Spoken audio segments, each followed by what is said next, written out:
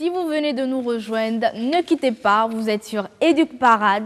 Ça se passe ici et nous sommes sur la rubrique Vie verte avec Bakmina. Bonjour Aurel.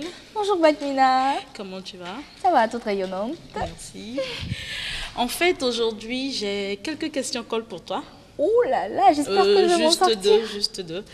Déjà, quelles sont les plages les plus célèbres que tu connaisses? Miami. Oh, oui. Voilà, c'est tout.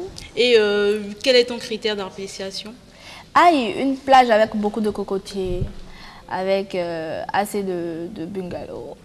Ça, c'est ce que j'aime quand il y a une plage avec beaucoup de cocos. C'est ça. En fait, effectivement, les plus belles plages du monde sont les plages les mieux aménagées.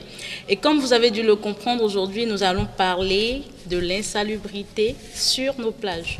Et plus particulièrement de la part des jeunes dans cette philosophie des plages propres.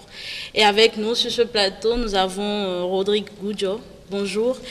Et merci d'avoir accepté de participer à cette émission parce que, Aurel, je te souffle que c'est un jeune qui se bat beaucoup pour des plages plus propres. Rodrigue, bonjour. Bonjour Mina, comment tu vas? Ça va, merci.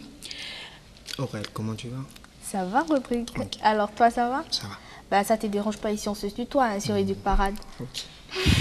As-tu déjà visité des plages autres que celles de Cotonou ou du Bénin, par exemple, Rodrigue? Merci Mina. Tu sais, moi, je voyage beaucoup. Donc, j'ai visité beaucoup de plages. À Cotonou ici, j'ai eu l'opportunité de visiter les plages de, comment on dirait, de Ouida, de Grand Popo, et ceux de, comment on appelle, je vais dire, bon, j'oublie un peu le nom, comment on appelle. À Cotonou ici, à à Cotonou ici, Lomé à Cotonou ou... ici. À Cotonou ici. Ben, On a de quoi toute comme façon, plage encore c'est pas grave, on a déjà une idée des Ok. plages qui t'ont attrayé ici au Bénin.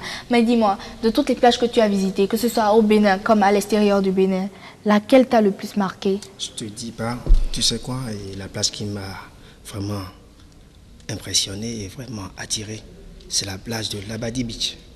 Tu connais là-bas? Non, je connais pas. À Accra. C'est à Accra Ah, là. d'accord. Non, je connais pas. Et quand tu vas à la Badi Beach, par exemple, qu'est-ce que tu te dis?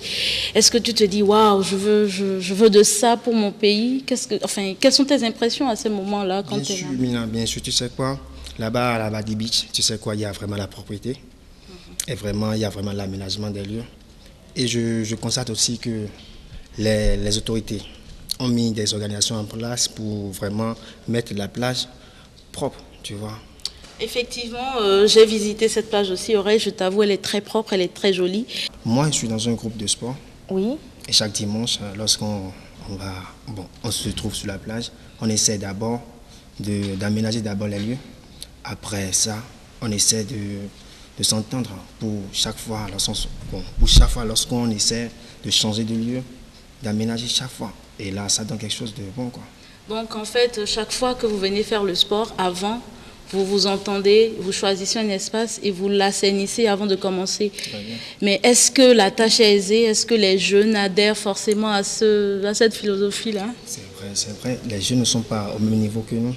Tu sais quoi, il y a aussi des jeunes qui ont vraiment désisté, qui ont quitté le groupe à cause de ça, parce qu'ils se sont dit, bon, eux, ce n'est pas leur propriété privée, ils n'auront pas à mettre la plage propre pour les autres. Donc, ils ont vraiment choisi de laisser le groupe. Maintenant, moi, je pense que on doit changer un peu ça, tu vois.